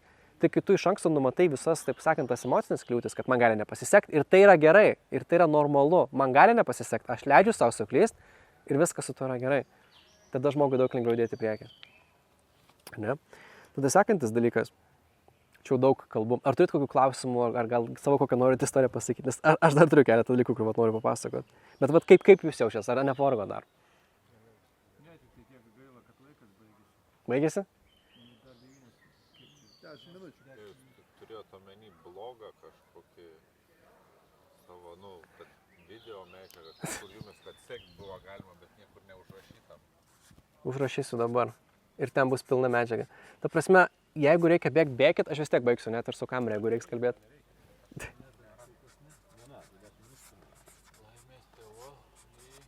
Jo, ir YouTube jinai yra. Mes ten viską įdėsim. Tai viskas greit, jeigu jaučiat, kad reikia bėkit, mane sutrukdysit, aš dėl jūsų darau. Palauk, bet draugai užvažiuoja. Tai viskas gerai, aš pilnai suprantu, chill, reikia bėgti, bėkit, aš visą šitą vis tiek įkelsiu, kaip sakant. Tai va, po to, kai apkalbėjom veiksmą, nuoseklumas. Čia yra pati svarbiausia dalis po veiksmo. Nes viskas, ką tu darai nuosekliai, tai leidžia tavo smegenims suprasti, kad tai yra labai svarbus procesas. Nes visas tikslo siekimas jis yra susijęs su pokyčio darymu. Kad tai yra kaip įprotis. Nes tau reikia daryti kažką nuosekliai. Ir esmė, įpročiai ir tikslai greičiausiai yra pasiekimi, jeigu tu tai gali daryti kasdien, po truputį, bet kasdien, arba kas antrą dieną. Bet tai turi būti nuoseklu, tai turi būti, kaip sakant, tam tikras laiko tarpas, kad tavo sistema, tavo smegenys tai užregistruotų kaip kažką rimto, kaip kažką, kaip sakant, pastovaus, kaip kažką realaus. Nes tie dalykai, jeigu nėra nuoseklumo, tai smegenys, kad įvertina kaip čia vienetinis atvejis, vienas, kaip sakant, atsitikimas ir jis neturi reikšmės, nes jis nebepasikartoja stabiliai, ar ne? Čia kaip panašiai gali pasportuoti kartą ten į mėnesį ir jokių rezultatų tau nebus, raumenys neaugs. Tu tiesiog pavargsi tą dieną. Arba ta prasme gali, nežinau, kartą į metus painvestuoti kažkur. Kas iš to bus? Nieko, tu turi investuoti nuolatos. Nuolat kas mėnesį kažkokią pajamų dalį skirti, kad, kaip sakant, sudėtinės palūkanos atsirastų. Viskas gerai? Aš padėsiu. Okay. Tai va, tai čia va tas nuoseklumas yra neįtikėtinai svarbus viso proceso, žinai, kaip sakant, dalis. Ir labai padeda pastovus grafikas irgi. Jeigu savo gyvenime galit paskirti, kad šiandien skaitysiu tą motyvacinę knygą kiekvieną dieną, prieš miegą 5 minutės. Tai bus žymiai geriau, negu ten kartą per savaitę atsisėst valandai. Nes mūsų visa ta kūnas, mūsų ta visa esybė, jinai veikia pagal tai, kas yra pastovu, mes per to prisitaikom. Mes prisiderinam prie visko, kas yra pastovu. O kas yra nepastovu, mes tai vertinam kaip kažką nerimto. Tiesiog. Taip mūsų smegenys veikia, taip jau sutvertos. Ir kitas dalykas, net jeigu tą dieną neišeina padaryti pilnai to žingsnio, jeigu neišeina tas 5 minutės skirti tam motyvacinės knygos skaitimui, paskaitykit bent minutę. Paskaitykit bent, ta prasme, 2 minutės, bet svarbu, kad kažką padarytumėte tą dieną. Net ne pilna koja, bet vis tiek padarykit. Tai yra svarbiau negu padaryti idealiai. Svarbiausia yra pastovumas ir nuoseklumas, nes dar kartą pasikartoja mūsų smegenys. Viskas, kas nuoseklu ir pastovu, registruoja kaip labai svarbų dalyką. Ir tada gali atsirasti pokytis ir tada mes patys pradedam keistis. Ir atsiranda visi tikslai. Na ir vienas paskutinių dalykų tai yra, kaip sakiau, meilė procesui, ar ne? Šitas dalykas yra labai labai svarbus, nes didžioji dauguma to tikslo siekimo yra tas pats procesas. Ar man malonu tai, ką aš darau, ar man malonu sportuoti. Ir vakar su vienu vyruku kalbėjom apie sportą ir aš jo klausiu, o tai kokį tu sportą darai? Ir sako, einu į kačialkę. Aš sakau, ar tau patinka kačialkė? Sako, ne, man patinka dviračiu važinėti. Sakau, tai seni, tai tu niekad nemėgsi kačialkės, nes jis sako, man nepatinka sportas. Sakau, tau nepatinka kačialkė, tu mėgsti dviračiu važinėti. Sako, blema, nu jo. Tai sakau, tu važinėk tu dviračiu ir tu jausies maloniai ir tu prisisportuosi ir tau bus kaifas. Ir jis pagalvos, sako, nu jo. Nes man sakė treneris, čia reikia, žinai, užsikačialinti, žinai, bitskę, ten krūtinę, visą kitą, tada bus gerai, pasirodo jam pofik, jam reikia kojas kačialinti ant dviračio, jam tai malonu, suprantat?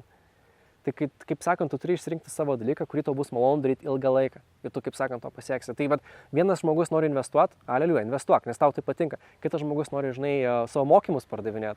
Nuostabu, pardavinėk mokymus. Trečias nori daryti karjerą, daryk karjerą. Čia kaip pavyzdys, kaip pinigų žmonės uždirba, ar ne? Yra labai daug įvairių būdų. Kitas, kai kurie žmonės kuria NFTs ir žmonės skemina. Jam tai patinka. Kiti sukuria kazino verslus. Jam tai patinka, tegul jie tai daro, nes yra žmonės perka, nes yra poreikis. Tai va čia, kad tiesiog turi rasti tą savo tikslui pasiekti yra daugybė skirtingų kelių ir tu turi išsirinkti procesą, kuris tau yra mylimas. Nes kai tu myli procesą, laikas bėga greitai, tu nesijauti pavargęs, tu kaip tik gauni jėgų ir tau tikrai nuostabiai sekasi. Tada niekada savęs nebausk. Sakiau, kad reikia apdovanoti, tikrai reikia, bet baus savęs niekad negalima. Nes tai nepadeda, tu tiesiog savęs susižaloji, tu savo pasišauni save į koją. Tu atimi iš savęs jėgas sekančiai dienai. Čia yra baisiausia. Ir tas pats, kas vaikui nepavyksta kažką padaryti, koks tu durnas, koks tu lievas, kaip tu nesiseka. Geriau pagirti vaiką už tai, kad jis iš vis pabandė kažką. Ir vaikai, kurie yra giriami nuolatos už tai, ką jie pabandė padaryti, jie galų galia tampa žymiai sėkmingesni už tos vaikus, kuriuos giria tik tada, kada jie pasiekia rezultato. Ir peikia, kai jie negauna rezultato. Nes tada vaikas jaučiasi nemylimas labai. Jeigu aš tipo negausiu gerą pažymą, mama ir tėtis nemylės.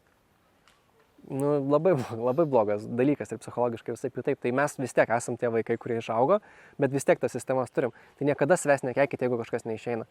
Geriau pasakykit, aš pabandžiau, man nepavyko, man neišėjo, aš pabandysiu rytoj, bet nekeikit savęs. Šitas dalykas nepada. Ir tai jūs atitolins nuo to viso proceso, nuo progreso, nuo tikslo siekimo. Nes jeigu jūs keiksit save, tai jums susocijuos galvoje, kad aš save keikiu, nes man neišeina, vadinasi, aš nenoriu šio tikslo daryti. Vadinasi, jis nėra mano, suprantat? Tai būna. Čia irgi labai liūdna. Bet svarbiausia, kad savęs nekeikit. Ir galų gale gentys yra apie tai, kad susirinka vyrai, ar ne, kurie nekeikia vieni kitų, palaiko. Tai va, matai, čia labai geras, kaip sakant, išsilygina. Vieni keikia, o kiti palaiko. Tai daugiau laiko. Taip, tikrai. Tai va. Tai va, kai yra išsigrynintas visas tas, kaip sakant, procesas mylimas, kai mes darom su meile tą procesą, tada mes galim žymiai toliau nueiti ir žymiai greičiau. Ir žymiai lengviau beje. Tas yra labai labai svarbu. Sekantis labai svarbus dalykas, tai yra žymėtis savo progresą. Nes jeigu aš jūsų paklausčiau, ką darėt darbe prieš 2 savaitės, kiek galėtų man pasakyti tiksliai, ką jūs darėt prieš 2 savaitės darbe? Atrodo, kad vienodai, bet Atrodo. vieną dieną skiriasi. Nu, bet neatsimeni visų dalykų. Nes esmė ta, kad mes kreipiam dėmesį tik į tai, kas dabar vyksta. Ir, pavyzdžiui, kai manęs paklausė darbe, tai ką tu darei prieš savaitę, aš nežinau, ką aš dariau. Aš turiu grįžti, pažiūrėti grafiką, pažiūrėti visus tos, kaip sakant, užrašus. Aš tada galiu pasakyti, bet man iš galvos nieko aš neatsimenu. Aš galvoju tik apie tai, ką aš dabar dariau. Tai kai tu sieki savo tikslo, jeigu tu neatsimeni, ką tu prieš tai darei, gali labai demotyvaciją užsimti su savim. Nuosi pavyzdėlį, ar ne? Tu padarai iš pradžių 10 atsispaudimų, paskui padarai 20 atsispaudimų. Ir paskui tu galvoji, kad 20 atsispaudimų yra normalu, nors prieš 2 savaitės tu nei vieno nepadarei. Tu padarai milžinišką progresą, bet tau dabar atrodo, kad 20 yra nieko, nes mano draugas daro 50. Ir todėl reikalingas progreso žymėjimas, kad tu matytum, kaip toli tu nuėjai, kad tu negalvotum, kad aš lopas, kad man čia nesiseka, kad tu lygintum save praeitį su dabartiniu savim. Kad tu nelygintum savęs su savo kažkokiu draugu, kuris ten milijonus kala. Tu palygink save su tuo, kad tu prieš metus ten, žinai, pajamų ten turėjai ten iš viso, kaip man buvo, sėdėjau biržoje, žinai, nes savo svajonės, kurių pajamų nebuvo realiai. Dabar, kaip sakant, radau tokį vieną iš svajonių darbų, tokio kompanijoje dirbu, kur man žiauriai patinka. Nu ir tos pajamos žymiai didesnės, ar ne? Tai va tiesiog, bet palyginus tuo draugu, kuris 5 štukas kala per mėnesį, aš iš vis niekas esu. Tai jeigu aš save lyginu su juo, man depresija, bet jeigu aš save lyginu su savim, kai, žinai, to darbo iš vis net nebuvo, nu tai blema, geras progresas. Ir tai mane paskatina judėti toliau, nes aš savęs nekeikiu, aš savęs nelyginu su draugu, aš save lyginu su savim, kuris pradėjo judėti viso šito. Su pačiu savim būtent. Ir dėl to reikia progresą visą laiką žymėti. Nuo ko aš pradėjau, kur aš einu. Ir žymėkite, kad matytumėt, ar ant lapo kažkokio didžiulio, ar ant kažkokių kalendorių susidėkit lapukus, bet jūs turite tai matyti ir turite tai matyti dažnai. Bet kaip pavyzdys, kaip, sakykime, sportą, tai ten lengviau pamatuoti, o ten kažkokiai protiniai veikloje, dar kažkokiai veikloje, iškis sudėtingiau. Tai tu turi žymėti, kad aš šiandien skiriau tiek ir tiek laiko šitai veiklai protiniai, ar ne? Aš kasdien skiriau ir jeigu tu kasdien skiri laiko, tai automatiškai tu tobulėjai tame. Arba aš išmokau šiandien 5 kinų kalbos žodžius. Dar išmokau 5, dar išmokau 5, dar išmokau 5. Savaitę praeina tu moki 35 žodžius, 35 žodžius moki, nors prieš tai tu mokėjai 0. Supranti? Ir tu turi taip pat turi stebėti visą laiką savo progresą ir žymėtis. Čia dėl tavęs, dėl savęs darai, kad lygintum save su savim praeitį. Labai labai svarbi dalis, nes kitaip aš pats ant to dažnai užsimaudavau. Aš lopas, aš nieko nemoku, man nieko neišeina. Nes aš lygindavau ne save praeitį, bet save su savo konkurentais. Ir man būdavo šakės. Tai va. Ir paskutinė dalis, tai tas išorinis palaikymas, ar ne, apie tą motyvaciją iš kitų žmonių. Tai visų pirma, kad tie kiti žmonės iš išorės, jiems labai gali padėti sukurti tą impulsą veiksmui. Ar ne? Kai mes savim netikim, kai mes jiems nepasitikim, kai mums atrodo, kad mes negalim nieko padaryti, mes dažnai būnam užsisukę tam tikrą minčių sraute, ar ne? Kaip Rokas ką tik kalbėjo apie tos limiting beliefs. Man neišeis, man nesiseka, man nepavyksta. Nesvarbu, kad ir kas tai būtų, bet mes esame užsisukę tose mintyse. Ir kad ateina žmonės iš šalies, jie gali padėti sulaužyti tą tokį mąstymo paterną, tą ratą jie sulaužo. Ir tada mes galime, kaip sakant, pradėti daryti. Ir vat, kai aš su savo tai žmonėm dirbau, draugais ir draugiam, ar ne, aš kasdien tą ir darydavau. Aš sakydavau, kaip tau sekasi, ar padarėjai, ar išėjo, ar reikia kažkokios pagalbos. Įvairiai. Vienus reikėdavo daugiau motyvuoti, kitus reikėdavo tiesiog priminti, nes ir patys būdavo motyvuoti. Ta mokslininkė, jinai buvo labai motyvuota pati. Jai iš vis nereikėdavo nieko sakyti, jos nereikėdavo, kaip sakant, pušinti, nes neišstres labai save pušina. Ir buvo tokių žmonių, kuriuos jeigu papušinė įsižeidžia, nes jie patys viską turi pasidaryti. Tai ta prasme yra įvairių dalykų, bet, taip sakant, ta išorinė pagalba jinai gali praversti, bet yra žmonių, kuriems jos visiškai nereikia. Ir kaip sakiau, Gogginsas, jam nereikia jokios pagalbos, Roganas nereikia jokios pagalbos, Tony Robbinsas, jam pagalbos nereikėjo. Ir tai normalu, jiems nereikia, bet kitiems tai reikalinga ir kitiems tai reiktų to ieškoti, žinai. Ir vat gentis yra ideali vieta, nes jūs galite savo gentainių, kaip sakant, paprašyti, ar galite man vat parašyti šiandien žinutę, kad žiūrėkit, ar tu padarai tą, ar tu skiriai laiko savo mylimą veiklai. Tai va tas išorinis palaikymas jis gali būti labai naudingas ir jo daug lengviau gauti, negu iš tikrųjų atrodo. Tik aišku, tai turi būti žmogus, kuris tau rūpi. Tai irgi. Tai va tas dalykas. Taip. Jeigu turi tokį gerą santykį, tai žinoma, nes kasdien su to žmogumi esi. Tai čia idealus variantas, jūs abu augat geometrinę progresiją. Ir tu pasieksi daug daugiau negu būdamas vienas, ir jie pasieks daug daugiau negu būdama viena. Čia idealus variantas. Kartais turim sutuoktinius, kurie mus demotyvuoja. Ką tu čia darai, ką tu durnas, eik tu, ką tu čia, duok man daugiau laiko, ką tu čia savo dalykus darai, šeimai reikia laiko daugiau. Būna ir taip, žinai. Esu buvęs tokias santykiuose, nebuvo faina, kai tave demotyvuoja dažnai. Tai va, tai realiai, čia vat visa ta teorija, tai ant galo biškį suspaudžiau, tam tikrus dalykus praleidau, bet iš esmės čia viskas, ką norėjau jums pasakyti šiandien. Ir visas šitas bus dalykas įrašytas, aš jį, kaip sakant, savo laimės teorijos podcast'ą įdėsiu, galėsit pasižiūrėti, jeigu norit. Jeigu turite klausimų, klauskite dabar, o tie, kurie, aš tai asmeniškai pats niekur neskubu, jeigu norite patys pažaisti tą žaidimą ir tą teorinę, praktinę dalį, kaip sakant, padaryti, pasižiūrėti, ar tai mano tikslas ar ne mano, mes galim tikrai likti ir toliau, žinai, dirbti ties tuo. O kam reikia varyti, tie varykit, kaip sakiau, podcast'us įdėsiu viską. Ačiū, kad, kaip sakot, atėjot, ačiū, kad išklausėt, malonu buvo su jumis pasidalinti tuo, tikiuosi labai, kad tai jums suteikė kažkokios naudos, kad ir kažkiek, bet jeigu nors kruopelytė buvo, aš manau, kad mano tikslas čia buvo pasiektas. Ačiū.